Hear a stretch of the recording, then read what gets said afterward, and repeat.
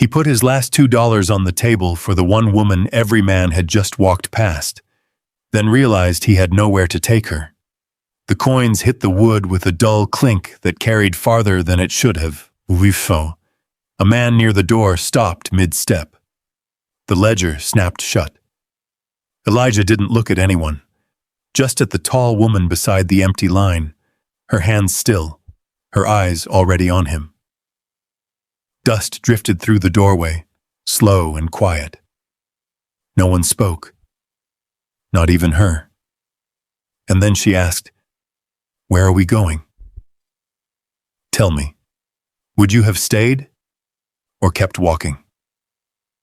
Dry Mesa, Arizona Territory, sat under a hard September sun that didn't move for anyone. Dust hung in the air like it belonged there, drifting slow across the wooden posts and hitching rails that lined the main road. The kind of town a man passed through without planning to remember. They called it a social arrangement day. There was a table set up near the general store, a ledger open, a man in a vest writing names in careful strokes. Women stood in a line beside it, not close together, each one leaving space as if space might give them a better chance of being seen. Men came and went. Some took their time. Some didn't. A look, a question, a nod. Then they walked away with someone beside them, boots kicking up dust as they headed toward wagons or horses waiting down the road. The younger women went first, then the ones who smiled easy, then the ones who looked like they knew how to run a kitchen or keep a place in order. By mid-morning, the line had thinned. Elijah Boone had not come for any of it. He stood across the street at first, near a water trough where his horse was tied, turning a tin cup in his hand. He had planned to buy coffee, maybe some jerky, and be gone before the heat settled in deeper.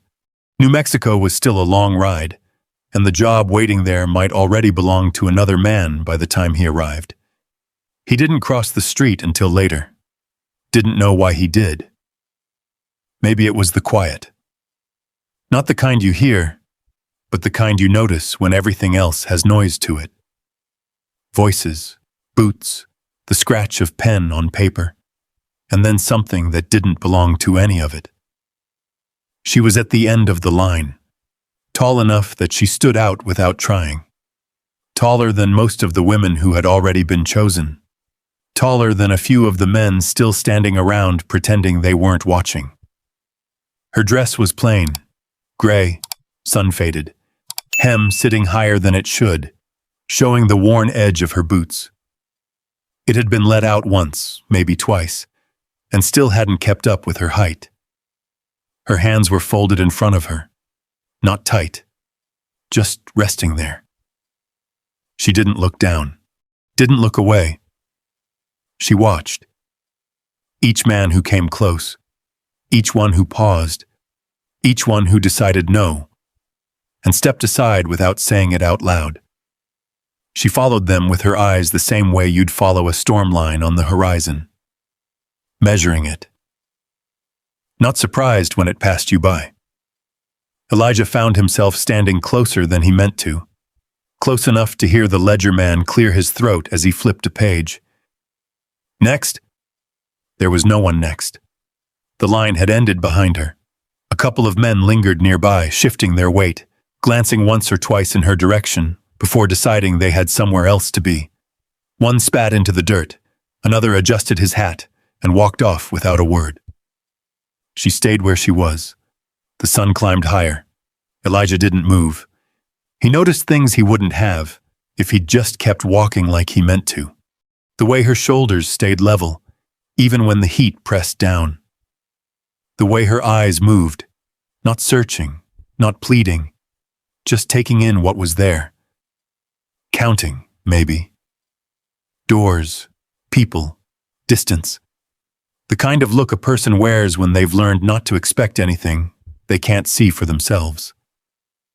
The ledger snapped shut. The man behind it, thin with sleeves rolled up and a line of sweat darkening his collar, looked up at her, then past her. His eyes landed on Elijah, like he'd just remembered something unfinished. "You taking her," he said, "or leaving her for the next stop?" It wasn't unkind. It wasn't anything at all. Just a question at the end of a list. Elijah shifted his weight, the cup still in his hand. He looked at the man, then at her. Up close, she was younger than he'd first thought. Not by much, but enough that it settled differently. Her eyes met his without hesitation. No fear in them. No ask. Just the same steady look she'd given everyone else. "What's her name?" Elijah asked. The man checked the inside of the ledger, though the answer didn't seem like it needed checking. "Lila Mae Johnson." Elijah nodded once. Didn't say anything after that. The street had gone quieter. Not empty, just finished. Like whatever this had been meant to do, it had already done it. Except for her. Except for him, still standing there. He set the tin cup down on the edge of the table without thinking about it. Reached into his pocket. The coins made a small sound when they touched the wood. Not loud. Just enough to be heard by the three people still close enough to matter. The ledger man looked at the money, then at Elijah, then at Lila Mae. He didn't ask again. Didn't need to. Lila didn't move right away. Just shifted her weight once. The smallest motion, like she was settling into a decision she had already made before anyone else spoke. Elijah glanced at her. For a moment, neither of them said anything. Then she picked up the small cloth bag at her feet. It didn't weigh much. He could tell by the way she lifted it. Easy, like it had never been meant to carry more than it did. She stepped out of the line that no longer existed. Came to stand beside him. Not behind. Not following. Beside. Elijah looked down the road, toward where his horse waited, then back at the town he hadn't planned to remember. He picked up his cup again, turned it once in his hand, and set it back down where it had been. Didn't take it with him. Didn't need it. He adjusted his hat, not looking at her this time. "Come on," he said, and started walking. He didn't know where this road was going anymore, only that he wasn't walking it alone. They reached the edge of dry mesa without speaking. Elijah untied his horse, checked the cinch by habit, then paused, looked at the animal, then at Lila. The horse shifted once, ears flicking, sensing the hesitation. "You ride?" he asked. Lila set her small bag down and stepped closer, running her hand along the saddle strap like she'd done it before. "I can." He studied her for a second, then nodded. No surprise in it. Just a quiet adjustment. They left the town behind, with the same dust that had greeted them, now trailing at their backs. The road stretched out wide and pale, cutting through low desert scrub and broken rock. Nothing moved out there except wind and the slow turn of shadows. By midday, the heat pressed down hard. Elijah slowed the horse near a dry creek bed where a few mesquite trees offered shade that didn't reach far. He climbed down, took the canteen from his saddle, and handed it to her first. She drank, not too much, passed it back without a word. He noticed that. They sat for a while without saying anything, the kind of silence that didn't ask to be filled. A hawk circled high above, its shadow slipping across the ground and disappearing just as quick. "Windbreak Valley," Elijah said after a time, like he was testing the sound of it. "That's where I'm headed." Lila nodded once. "All right." "It's not certain," he added. "Work might be gone by the time we get there." She adjusted the strap of her bag. "Then we'll find something else." He looked at her then. Not long. Just enough to see she meant it the same way she said everything else. Plain, without decoration. They rode until the light started to change. The desert cooled fast once the sun dropped. By dusk, the air had turned sharp, and Elijah pulled a bedroll from behind the saddle. He worked in practiced motions, setting a small fire from dry brush and the last of his kindling. Before he could reach for the flint, Lila had already knelt down, striking it clean. The spark caught quicker than he expected. He watched her for a moment. "You've done that before." "My father didn't like cold meals," she said, feeding a thin branch into the flame. That was all she offered. They ate what he had: hardtack, a strip of dried beef, a bit of coffee boiled dark in a dented tin pot. Lila didn't complain about any of it. Didn't rush. Just ate steady, like she knew how to make something last. Later, when the fire burned low, Elijah leaned back against his saddle. "What happened to him?" he asked. Lila didn't answer right away. She sat with her hands resting loosely on her knees, eyes on the last glow of the fire. "Got sick on the road," she said. "Didn't get back up." Elijah nodded once. "No, I'm sorry. No need for it." After a while, she glanced over at him. "You?" He shifted, staring out into the dark where the land stretched unseen. "Wife," he said. "Years back." A pause. "And a child that didn't make it." The fire popped once, sending a brief spark upward. Lila didn't ask anything else. Didn't press. She just nodded, the same way she had earlier, like she was marking something down and leaving it where it belonged. The night settled around them. Wind moved through the brush in slow waves. Somewhere off in the distance, a coyote called, long and thin, then faded out. Elijah closed his eyes for a moment. When he opened them again, the fire had burned lower, and Lila was already adjusting the edge of his bedroll where it had folded uneven. She didn't look at him while she did it, just fixed it, then lay back on her side of the fire, her bag tucked under her head. In the morning, the cold came first. Elijah woke to the sound of leather being tightened. Lila was already up, checking the saddle strap, pulling it firm with both hands. He sat up, watching her. She moved like she knew what needed doing without asking. When she finished, she stepped back, brushing dust from her dress. The hem caught the morning light, showing the worn threads along the edge. He stood, stretched once, then reached for the canteen. It was already filled. He glanced at her. She nodded toward the shallow dip in the land behind them. "There's water down there. Not much." He took a drink, then passed it back. They didn't speak as they packed. Didn't need to. By the time the sun rose over the ridge, they were already on the road again. The land ahead stretched wide and uncertain, the same as the day before.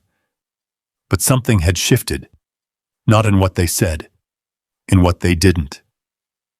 They rode side by side, keeping the same pace without deciding it. Not close enough to crowd, not far enough to leave. And somewhere between the quiet and the miles, the road stopped feeling like something to get through, and started feeling like something they were choosing to stay on. They reached Windbreak Valley late in the afternoon. The land changed before the ranch came into view. Less rock, more grass, though it grew thin and stubborn in patches. Fences ran long across the hills, some leaning, some mended where they'd given up before. Elijah slowed his horse as they came up the last rise. "There," he said. Below them sat the ranch.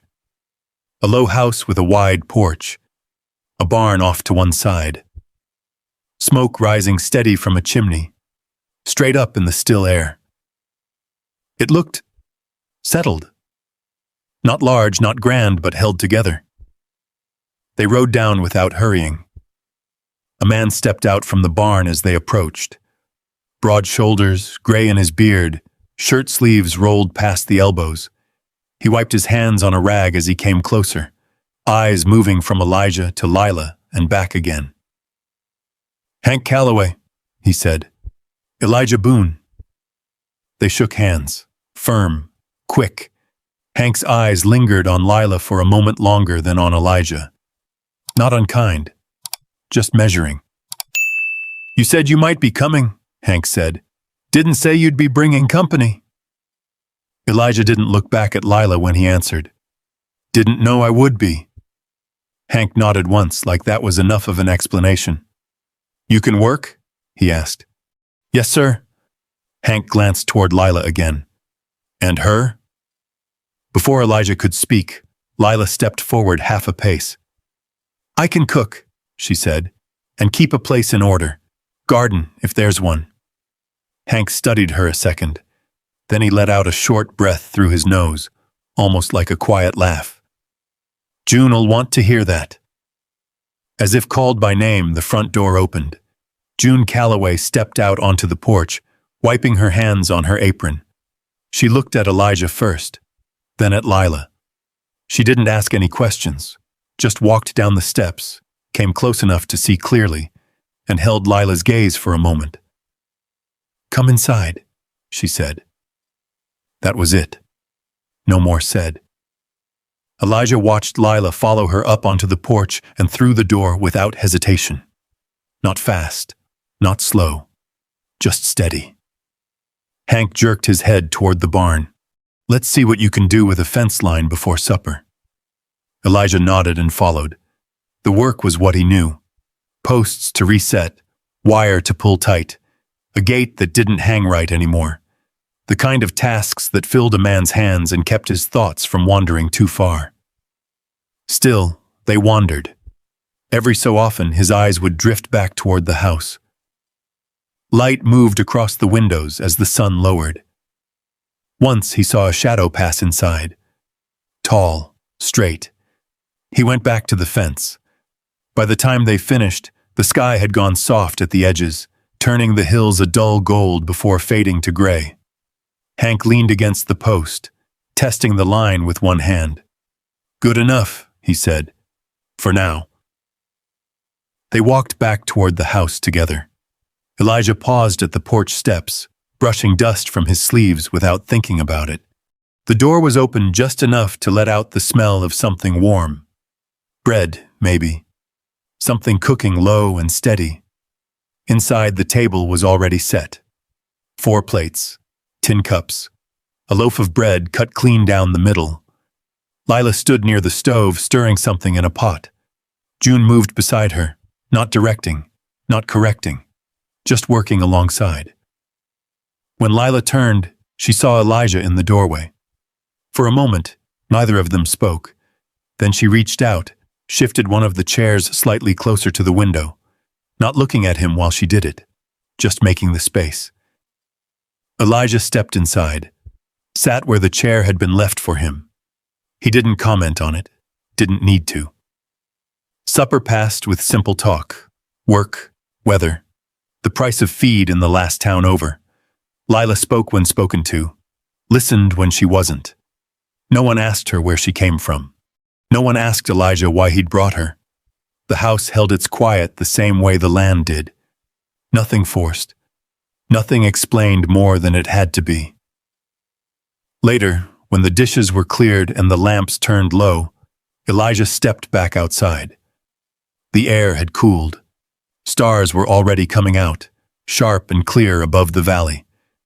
He walked toward the barn, checking the latch on the gate without thinking. Behind him, the door opened. Lila stepped out onto the porch.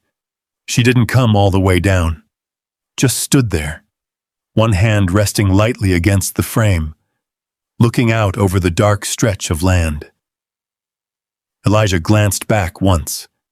She met his eyes, held them a second, then looked out again. Somewhere off in the distance, a horse shifted in its stall. The ranch settled into the night around them, and for the first time since Dry Mesa, Elijah realized something he hadn't said out loud. This place, it might hold, not forever, but long enough to matter. He turned back to the gate, checked it once more, then headed toward the house. When he stepped inside, the chair by the window was still there, and no one had moved it. The days settled into a pattern after that. Morning came early. frost on the fence lines, breath turning white in the air before the sun had a chance to warm anything. Elijah worked with Hank from first light, mending rails, hauling feed, checking cattle that didn't care much for the cold. Inside the house, Lila moved through her own kind of work. He noticed it without meaning to. The way the coffee was ready before he asked. The way his gloves, damp from the day before, were set near the stove but not too close. The way the door didn't creak anymore because she'd found the loose hinge and fixed it without telling anyone. June didn't direct her, didn't correct her, just let her be. And that said more than anything else could have. Some evenings, Lila would step outside before supper, walking past the fence line toward the small patch of ground behind the house. It wasn't much, just a strip of earth that hadn't turned hard yet. Elijah watched her once from the barn. She knelt there, hands in the soil, testing it like it might answer back. He didn't ask what she was doing, didn't need to. A place, he realized, didn't become something all at once. It happened in small ways. A hinge fixed, a chair moved, a patch of ground turned over.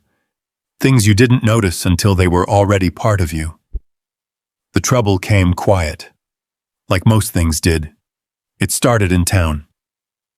Hank sent Elijah down one morning for supplies, flour, lamp oil, nails, the usual list folded once and tucked into his pocket. Lila went with him. Not because she had to, because she didn't ask not to. They rode side by side into the small stretch of buildings that made up the nearest town. A general store, a blacksmith, a place that served coffee if you didn't ask too many questions about it. Eyes followed them. Not sharp, not open. Just there. Elijah felt it. The same way you feel a shift in weather before the clouds come in. Inside the store, the floorboards creaked under their boots. The air smelled of flour and tobacco and something sweet that had been sitting too long in a jar near the counter. The clerk nodded at Elijah, took the list, began gathering things without much talk.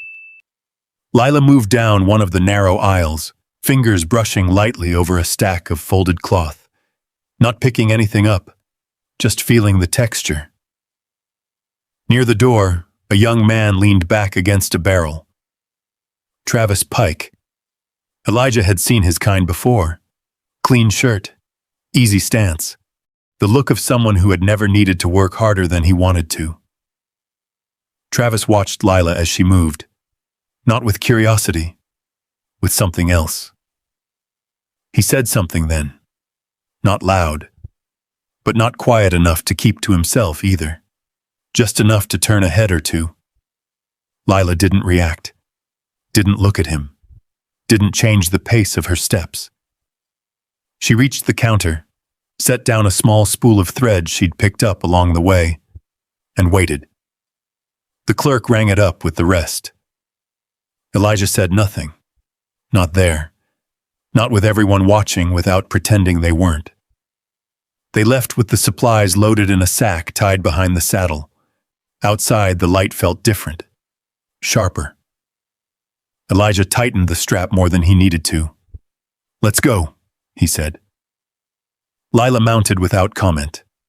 They rode out of town the same way they'd come in, side by side, dust rising behind them. A mile out, where the road dipped low and the buildings were gone from view, Elijah slowed. "You heard him," he said. It wasn't a question. Lila kept her eyes on the road ahead. "I did." He waited. She didn't add anything. "Does it bother you?" he asked.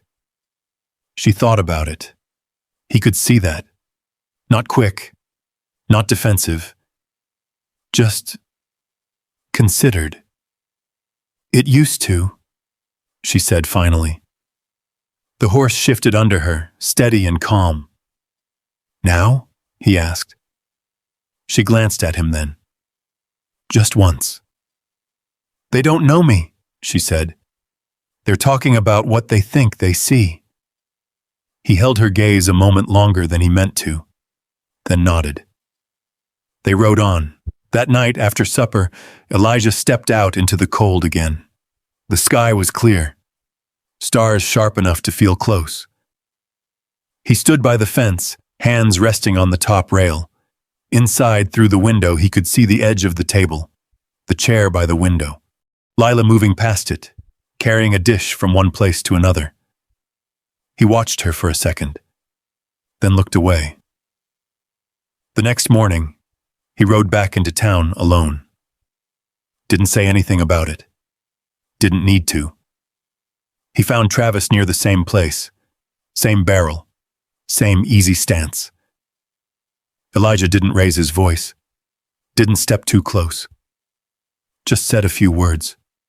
Low, even. Not a threat, not a warning. Something simpler.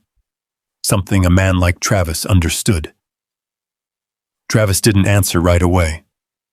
Then he straightened, nodded once, and that was the end of it. Or close enough. When Elijah rode back to the ranch, the wind had picked up, carrying the smell of snow somewhere far off. Lila was outside when he arrived, standing near that same patch of ground, hands folded in front of her. She looked at him as he approached. Didn't ask where he'd been. Didn't ask what he'd said. Just held his gaze for a second, then nodded once, like she already knew the road had shifted again, and that he had stayed on it. Winter settled in without asking. The first snow came thin, like it wasn't sure it would last, a dusting across the fence rails, a quiet softening of the ground. By the third week, it held.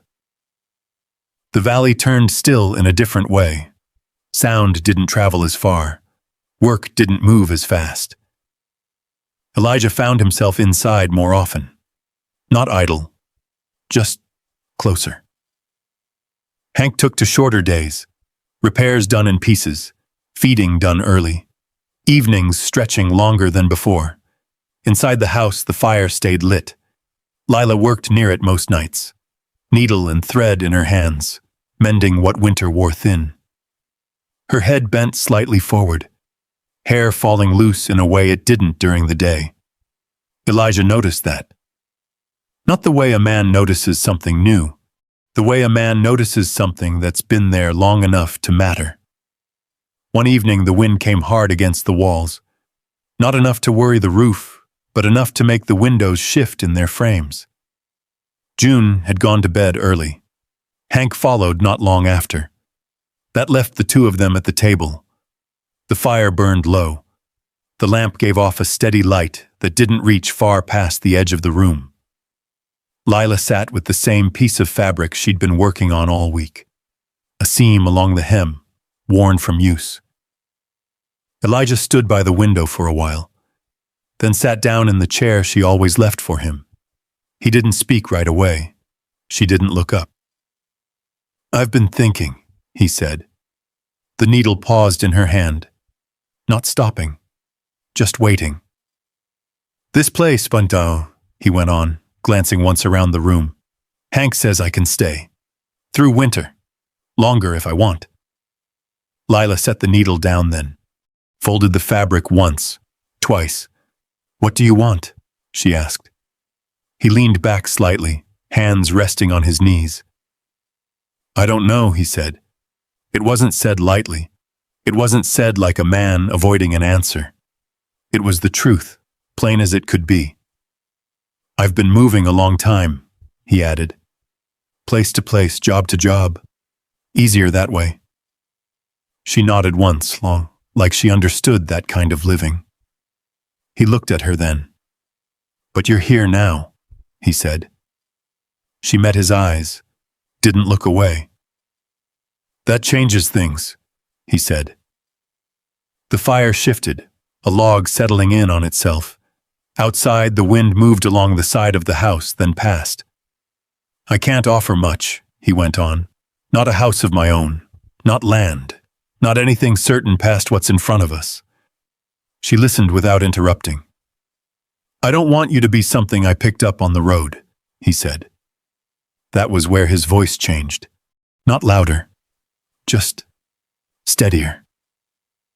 I don't want that to be what this is. The words stayed in the air a moment. Lila's hands rested on the folded cloth. Still. If I stay here, he said, it would mean staying proper, not just passing through. She didn't speak. I'd want to do right by you, he added. Legal, clear, something that holds. He let out a breath, slow. That's what I've got to offer. Silence settled between them. Not empty, just waiting. Lila looked down at the cloth in front of her, then at the fire. The light moved across her face, catching in her eyes, then fading again. Elijah didn't rush it, didn't fill the space. He'd said what needed saying. After a while, she picked up the cloth again, turned it once in her hands, then set it aside.